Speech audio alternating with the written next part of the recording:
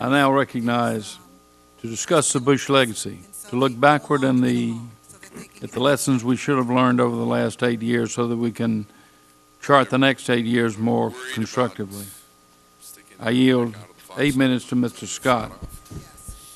Thank you, Mr. Chairman. Mr. Chairman, the Chairman's mark puts our nation back on track that we know works. In 2001, the Clinton administration left office with a projected surplus of $5.5 trillion over projected for 10 years. That surplus represented a tremendous opportunity to address our challenges for the future, including enough to pay off the entire national debt held by the public in 7 years, or covering the entire Social Security surplus for 75 years, Social Security shortfall for 75 years without reducing benefits.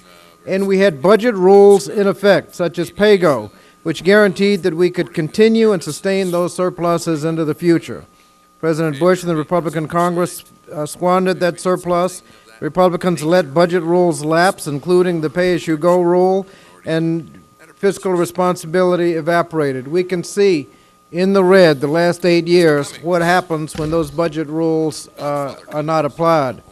This chart shows what happens when you enact bad fiscal policy while doling out hundreds of billions of dollars in tax cuts to the wealthiest Americans. The budget nosedived into deficit, replacing the $5.5 trillion surplus with approximately $3 trillion debt, a deterioration of approximately $9 trillion over the 8 years. This debt held by the public nearly doubled. Debt held by foreign investors more than doubled. And this shows the chart, the debt held in foreign governments. The next chart shows that the Bush administration and the Republicans overspent the budget by an average of $1 trillion a year and still produced the worst job performance since the Great Depression and the worst Dow growth since the Great Depression. The Clinton record, back to the first chart, proved that the fiscal responsibility is consistent with job growth and good economy. The Chairman's mark, which is based on the Obama budget, makes a sustained effort to reduce deficits, grow our economy, and climb out of the deep budgetary ditch that President Bush and the Republicans have created. I'd now like to yield 2 minutes to the gentlewoman from Ohio, Ms. Kaptur. I thank the gentleman. Mr. Chairman, with this budget resolution, we step forward for America's future with fiscal responsibility and renewed hope.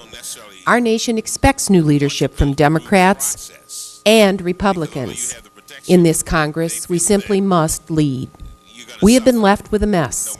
The debt of our nation has increased to unsustainable levels. In 2000, President Clinton and the Congress handed President Bush a budget surplus of $86.4 billion. It was in the black. By contrast, from 2008, President Bush handed President Obama another in-the-red deficit, close to $638.1 billion. In each year of the Bush presidency, more red ink piled on, nearly doubling U.S. debt to $6.7 trillion, while President Clinton left a $5.6 billion projected budget surplus. Today, our job is to make wise decisions in troubling economic times. We are now a nation of debtors, borrowing from every country in the world, while our financial system has taken us for a ride. On whose watch did this happen? President Bush. Our trade deficit has also doubled under President Bush to $681 billion, rising from 2.8% of GDP to 5.9%, knocking more than 2 points off economic growth. The net result of it all is a deep recession. 12.5 million unemployed Americans, 4.4 million lost jobs just in 2008, the largest loss since World War II, whereas in the Clinton years, 22.7 million jobs were created. We must clean up this mess.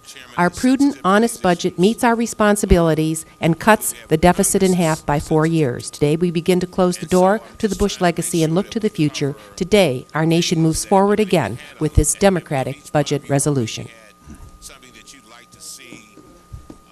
The gentleman from Massachusetts. Thank you. Mr. Chairman, our Democratic budget is a clear departure from the misdirected policies and priorities of the past 8 years. As my colleagues know, President Bush was the first president since the Civil War to inherit a budget surplus. He squandered that surplus his very first year in office, and his economic and budget policies created the greatest deficits in American history. The borrow and spend policies of the Bush administration did not, however, improve the lives of ordinary Americans, let alone those who are most vulnerable in our country. The legacy of the past 8 years is an unemployment rate of 8.1%, with the rate for African Americans and Hispanics even higher. From 2001 to 2007, the number of people in poverty rose more than 13%, and more than 91 million people were living in low-income households, earning less than twice the federal poverty level, despite their best efforts to work and support their families. Over the same period, 3 million more Americans experienced extreme hunger, and 36.2 million Americans went hungry. Last year, even more people fell into hunger because of the rising costs for food and other basic needs, and the elderly and the children suffered the most. I am ashamed that in a country like ours, we have a real hunger problem. It is a national scandal.